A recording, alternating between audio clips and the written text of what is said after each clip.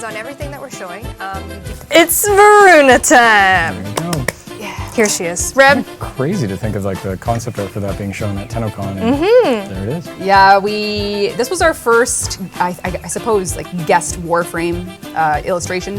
Each wolf has an identity direction, so when we're playing with her today, you're going to see her kit. And I think for me, when we were, working on her, I always felt that if everything doesn't die right away, then what's the point of being a wolf? So if I must kill, and I must kill fast, and I must behave in a way that a wolf warrior woman would behave. And to that end, you are going to see her kit, which is really based around a bit of melee, a bit of precision, but ultimately just sheer unstoppable lethality. It's here, and attached is her ephemera that is going to be coming. This is the Okuri Tails ephemera. Of course, you can put this on any other Warframe that you so choose. If you want to have, I put it on my Gauss, so it looks like it's like flames coming out the back. Absolutely. Yeah, I think it's so cool. Yeah, customization is quite the popular thing. So this is hopefully a lot for people to play around with that want to make their frames their own. She's got a lot of heads to color. Look at them all. Indeed, indeed. They look great. Each one has a name. We'll meet them one by one, Yes. and I hope you love them as much as I do. We will introduce them. So this is all her defaults. She is coming with a void shell skin.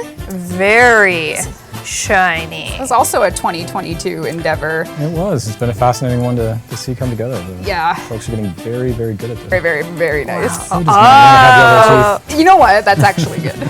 Carrie, what do you think? It's great. Thank you. You're so kind. The randomizer thanks you. And she is also going to be coming with a alternate helmet. Yes.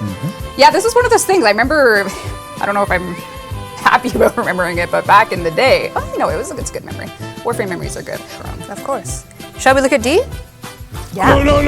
Why not? We always look at Okay, yeah! Pink tails! And then, of course, she has two signatures. The first being Perigale. I really wanted a sniper for her. We, our weapons team and our design team, we were kind of looking at like what would be the ideal signature weapon duo in this case. And the Perigale is a very, very fun sniper to use with her. It has its actual own custom sniper HUD. Megan will certainly be showing that off soon.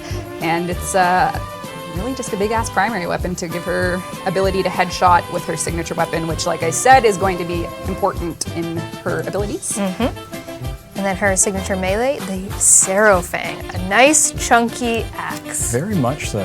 You could probably chop through a tree in one stroke with that one. Indeed. That's actually the core of Duviri is tree chopping, so nope. My goodness, you gotta build your log cabin and keep on Lies. going, eh? This is a lie. All right, Varuna. All right, let's talk about the passives a little bit. Like you said, you can have 4 different passives at your choosing, and you can flip-flop between them as you see fit, how you feel. So first up, Shroud of Dinar. Yes, so that's the first ability, but if you hold it, if you summon Dinar to your side, this is just going to give you parkour velocity. So if you're a player that wants to parkour more, further, better distances, use your bullet jumps. Second one, we have Fangs of Rashk. Yes. Passive. So the passive, once you hold the second, this will make you completely immune to status effects. So if you summon your second one, your Raksh, he as a wolf was your steadfast ally, and this will mean that no status effects can impact you at all. If you keep that passive up. And there is no energy cost to switch between passives. Changing your passive on the fly is completely up to you at no cost. And now we move into Liketh's Hunt passive. Yes. The third passive. Yes. This is the one that you said the food or hunting for food? Well, we find ourselves, well, the ability is food related. Is food related, yes. And, for this one, what was I thinking for this one? Well, she's a melee, like you said, she's a melee focused frame. So this one is going to give you heavy attack efficiency. Yes, so this one is, when you see the kit come together, when we play through them, you're gonna find yourself choosing between these passives depending, again, what you're doing with the enemies. So this one is gonna give you that heavy attack efficiency. Currently, it's 100%, subject to change. This is the dev build. And then your ultimate one, Ulfrin, when you summon him, this one is actually a little bit like a second life. So Ulfrin will die in your place. So there is a cooldown on this one. When you have it up, you are shielded by Ulfrin, and if you take lethal damage, it will spend Ulfrin, he will die in your place, and then you'll have a 30-second cooldown before you can pull it up again. I have my Liketh's Hunt ability up right now. Reb, if you want to talk about that one. Oh! Yeah. What do you have up? Sorry? I have Liketh's Hunt up. Oh, yes. So you can see at the bottom right there, this is a timed buff. And you want to keep it up because what this is about food for the pack. This is a type of ability that will generate things for you and your squad mates. So with this ability right now in the dev build, every headshot will drop energy, and then every melee kill will drop a health orb. This is also her Helminth ability, but it's at a diminished rate, so it's only 50% for Helminth. But the reason that there's a couple things with this update that are health orb based. One, we just straight up buffed them. Health orbs now give 50 health instead of 25. This is because as you are starting your Warframe journey, the 25 flat health is just a little too low, especially compared to the way we sustain with health orbs. So yeah, health is now simply buffed. And we actually are releasing a new arcane that you'll be able to get in this game mode, where you will be able to scale your health value for every health orb picked up. So for instance, if you're Varuna, every time you grab a health orb in the mission, you will just have, your health bar will just grow up to a max stack. So I think right now it's like 4 health per orb. Numbers are changing, I might be wrong, but you can imagine, you can see your 114 health value going to 1,110 going to 1,114, and then going up and up and up and up to a stack. So real time in mission, you can be adding health to your tank. So first ability, Shroud of Denier. It's going to give me a invisibility while I'm not attacking. So it is think of a sneaky wolf finding their prey, I attack, and it's going to give me a little bit of a buff as well, little time window buff. Yes, so the thinking behind the first ability is Deinar is all about stealth. So this is the Shroud of Deinar is the ability. It's an invisibility and repositioning melee-based ability. So you go fully invisible, you can get into position, and once you break, literally once you attack, you will break stealth. But you have a very small window that if you kill in that window, your crit and status are increased. So you're using invisibility, breaking it to attack, and then in the event that it's a lethal hit, you will have a crit and status buff. So it's all about cloaking up and then getting in position and then attack. And then your Fangs of Rashk is a status effect stack on this enemy. He just died. So. Yeah, this is the dev build. I think, are you modded right now? I am modded. Yeah, so modded for success. Lots of mods going on here for in this build. But what we have with the second one is we wanted to play with the idea of chaos and status with Varuna. It's important for her to be able, and at least for Raksh, her second wolf, to be able to do some damage. And what this means is it's kind of a chaos fang was my internal code name for it. You apply at random 5 status effects at 10 stacks each. So they're totally random. You never know what you're going to get. You're going to lunge toward an enemy, so it does allow you to close distances. And you can haste that enemy with those 5 random status effects. So, like, will you get heat, cold, whatever. It's just totally random. And when he dies. Yeah, and when you do kill that target, there's a small spread radius that is moddable, but can it apply mixed statuses? Yes, it can pull from any status in the game, apply it, and then it'll spread just to that small radius around that enemy. Can it apply Void? I think that's the only one it can't apply right now, but everything else, anything that you can mod for, it can apply. Perfect. But we gotta talk about our ultimate. Yes. So as of now, you are able to, get into stealth, have some melee buffs, generate some health, generate some energy, and then Alfred's Descent puts you down on all 4s and gives you 5 charges that lunge you toward an enemy, and all enemies in that radius are going to be impacted by Slash. So this is really a way for you to move around the map quickly. Enemies in range, you can just lunge right to them, and you have these 5 charges to spend Alfred's Descent. And of course, this ability you can cast your other abilities in, so if you want to go invisible in this mode, you can. And what's going to happen is, if your first attack is lethal, it scales the damage over the next attack. So the thinking with this ability is that, wolves are known to seek out the weakest in the pack, and for this one, because you get those 5 charges, we thought we could have a really fun time scaling damage based on how good you were at picking out the weaklings. So talk about this guy a little bit. Yes, and there is something else happening on the Lua conjunction. There is a roaming entity that is an ally to you in some strange way. The Void, if you spend your time in this particular desaturated but not area, your casting speed and ability strength is increased. So it's sort of up to the player to decide if they want to spend their survival mission with this specter of sorts. It's kind of up to you how you want to play this mission. Do you want to use your Necromech? Do you want to... Yes. All right. Did you talk about Yonta Store a little bit? A little bit. So we do have Back in the day with Orphix Venom, which you may recall in 2020? Was it the end of 2020? Maybe. Yeah. Because there was Scarlet Spider or not. Yeah, it was the end of 2020 and we did, we did a thing. Yep, we did. A bit of like a mercy system for RNG. And what that meant, what Orphix Venom was, if you didn't get Lavos from the game mode, it's okay, you can just buy them from Father's store. So we're doing something very similar to that for this particular update that's permanent, which is you'll be getting the Luathrax Plasm variant. Particular variant Plasm from the Luathrax is going to be something that Yonta will accept in exchange for things that maybe you haven't been lucky enough to get from the actual mission itself. And speaking of arcanes, we do have 4 new arcanes that are coming in this update, and a little QOL. We added its own respective segment in your orbiter, so instead of it being a little button in your foundry, we've given it the space it deserves in a little arcane segment here. I know 4 of them are coming, and one of them you're super interested in. Yeah, the health scaling one, it's super cool. Also coming in Lewis Prey, we have Zaku Deluxe Holy is here. fuck. Oh, excuse you. All right. Carrie, Zaku looks great. Absolutely. Yes. No, there, just what happened as it came on screen was quite fun.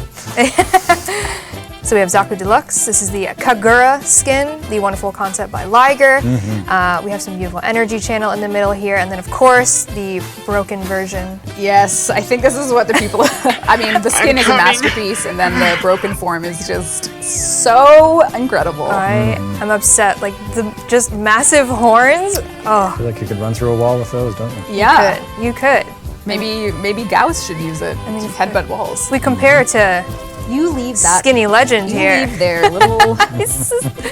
Their Lotus Amaga skin that you can put on your Lois. Yes. So this is also a work of art. Beautiful. The team did an incredible job. And you can have yourself a very complimentary version of Lotus. Yes. That is a really dangerous name. Why? Do I want to know? I don't know. Oh, Among Us. Oh, come on! We'll also be getting a Void Shell skin. Here it is. With a bit of a nasty boy, but he's got the exerted Yogwon material, so if you get a nice look there, he's a bit ooey gooey. It's movie time! It's movie time. Pablo is recently COVID positive. Sorry for talking about your health on stream, but you tweeted it, so too bad for you. We're allowed. So Pablo sent us the first copy of Pablo, a great film that we're really excited to watch today. So we're gonna get snacks because we actually get a 10-minute screening. You. You know, like film festivals are real popular. Well, we have a first edition of Grendel. You'll be really excited to watch this particular film. We're gonna talk about the Grendel rework. In 10-minute glory. Thank you, Pablo, for making this video in your absence. Everyone enjoy it. We're not kidding, it's actually 10 minutes, so sit back, relax, and enjoy the... And make sure to leave a Rotten Tomatoes review after the screening. 10 out of Nothing 10. but positives. We are running long? Well, yeah, it's already 10. Are you kidding me? Oops! Hello. I'm here to give you a tour of Grendel's rework, and for that I brought you to the sweet, sweet lands of Oxamoco. We're on Steel Path. I have maybe like 5 mods on and no arcanes, just to kind of give you like an idea of the power level you can expect. And let's start by eating some enemies, and then you'll see the first change, which in the lower right you can see we have a new little display with the enemies that are in your belly. And the first big change, and this is a change that kind of affects the whole kit, is that he can only eat up to 5 enemies, which is considerably less than what is on live. The reason we did that is because if you imagine eating 20 enemies, you're basically making it really hard for anyone else to have any fun because you're kind of just eating everything, not killing everything.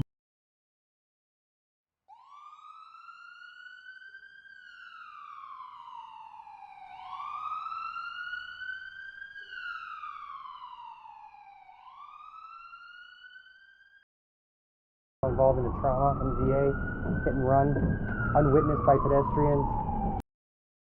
Vision is showing a head injury. Pupils to the right side.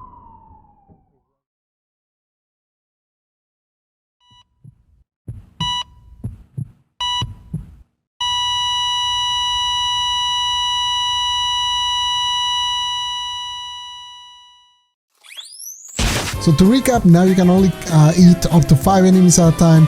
It no longer has energy drain, instead of just kind of eats them over time. Your passive scales much faster, 5 times the amount of armor. Your second now gives you all 3 buffs. The first buff does retaliation, which gives 10 stacks of viral to all enemies around you.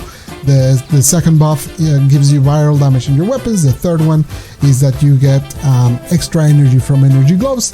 Then now your 3 is what used to be your 4, is now your 3.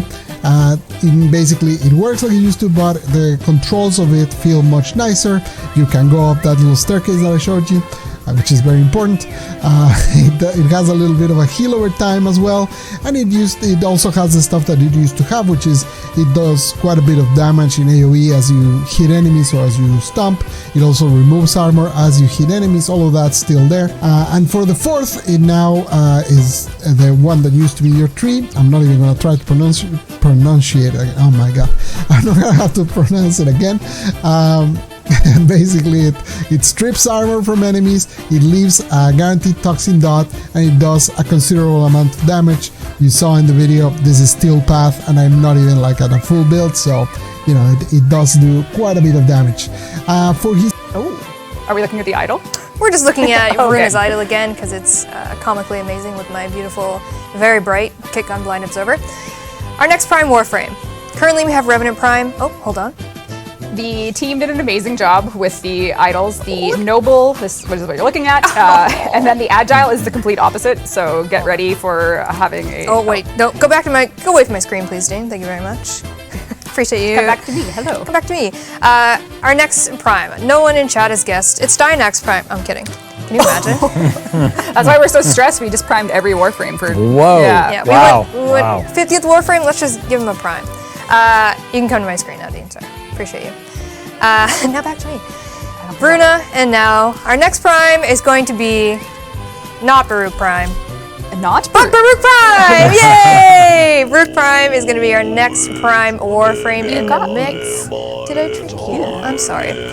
He will be not only just stunning in his own manner, being a primed pacifist as he is, he also has the Furious Prime. This is a legacy weapon, folks. Yeah. We're going. I think this is back to the Halcyon days of.